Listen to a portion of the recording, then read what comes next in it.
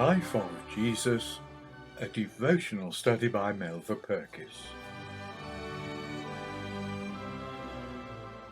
Book 5, Chapter 9, Help Thou Mine Unbelief.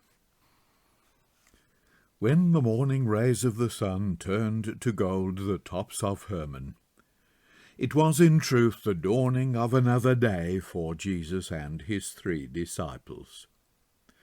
As they made their way down to the plains where men lived and toiled, there can be little doubt that, like Moses before them, they wist not that their faces shone.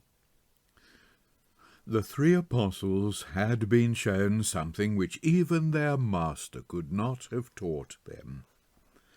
Now, in the cool, sunlit air, they would be conscious of the peace which always follows communion with God. As soon as they reached the foot of the mount, they would reveal to their fellow disciples something of the wonder they had seen. They would tell them that there was no longer need for concern, whatever may befall. Jesus was the Son of God, and they had seen his glory. Yet this was not to be. Tell the vision to no man, until the Son of Man be risen again from the dead.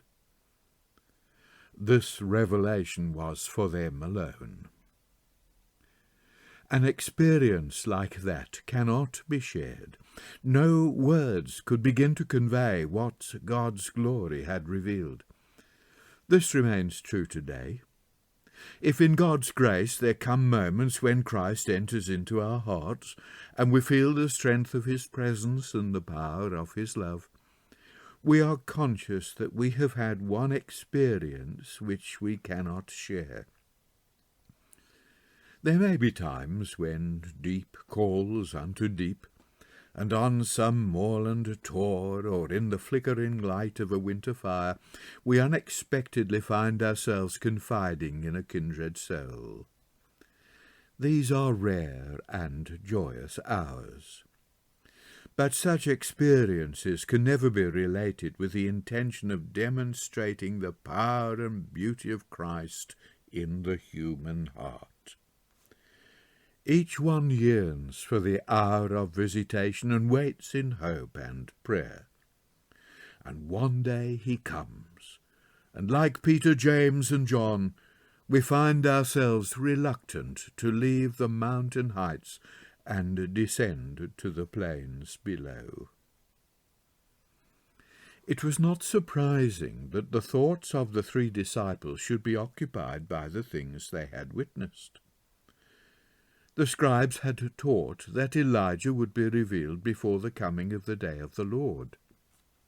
They wondered how this might be, and what part the vision had in the course of events. "Master," they said, "why say the scribes that Elijah must first come?" Jesus did not hesitate to confirm the accuracy of the scribes' interpretation of the message of Malachi. He told them that it was true that before the final manifestation of the Messiah, Elijah would be sent to restore all things and to prepare for the establishment of the kingdom. Yet, as is so often seen in God's dealing with man, there was also a sense in which Elijah had appeared already in the person of John the Baptist, and the nation had done to him whatsoever it listed. The scribes had not the complete picture of the 2 Elijahs and the 2 advents of the Messiah. Jesus brings that out in a counter-question recorded by Mark. "How is it written of the Son of Man that he must suffer many things and be set at naught?"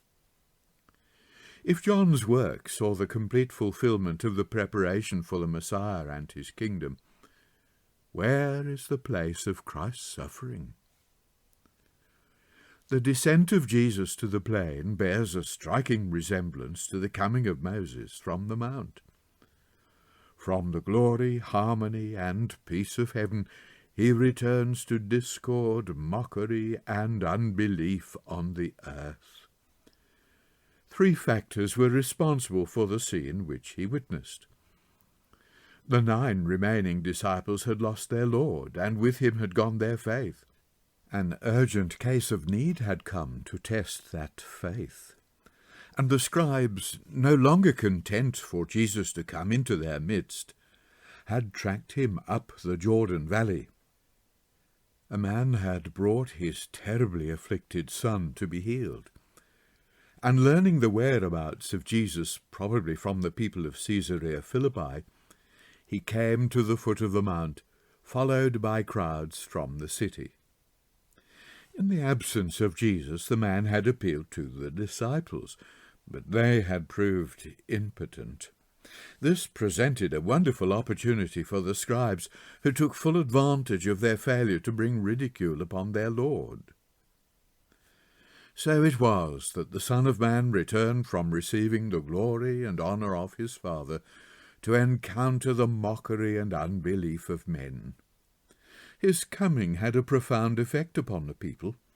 Mark tells us, "And straightway all the people, when they beheld him, were greatly amazed, and running to him saluted him." We wonder whether the disturbance fully accounts for their amazement and greeting. Is it not possible that the light of God's glory still lingered about him?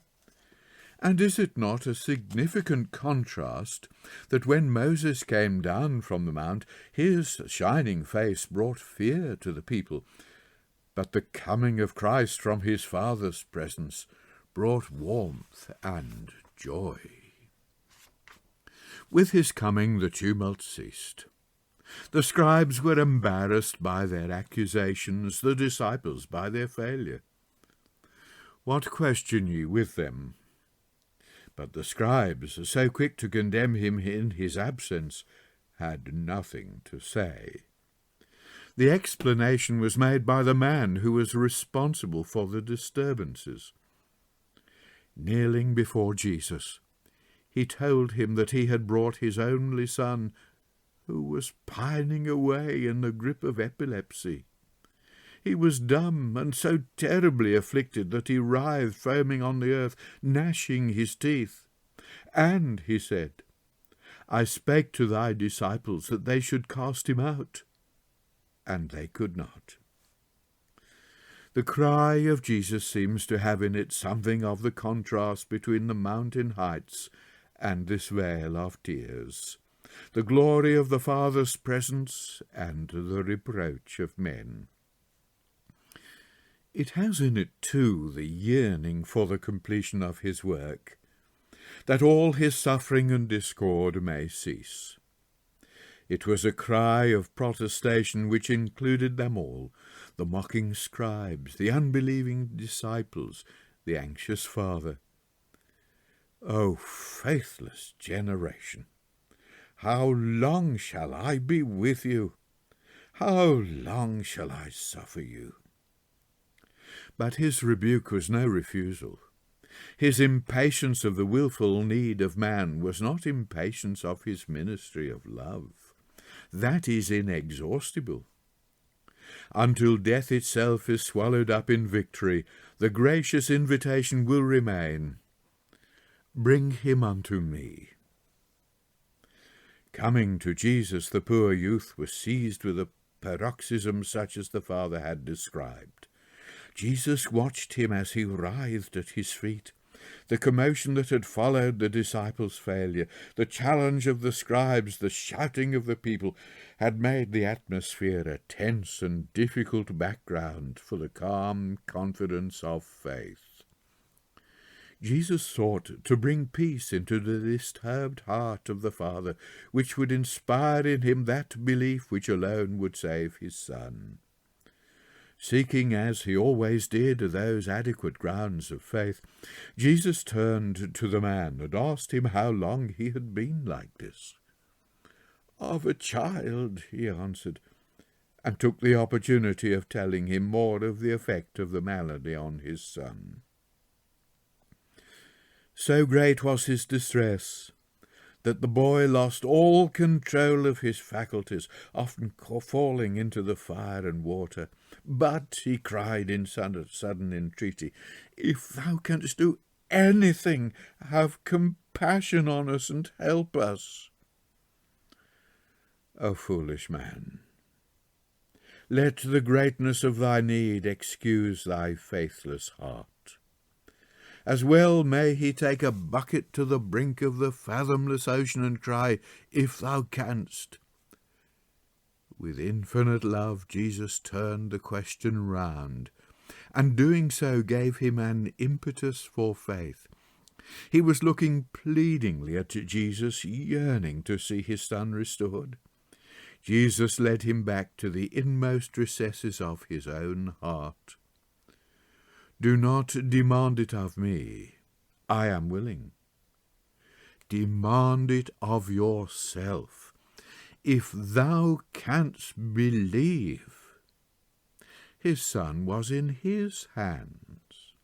His faith alone could release the power that Jesus was willing to give.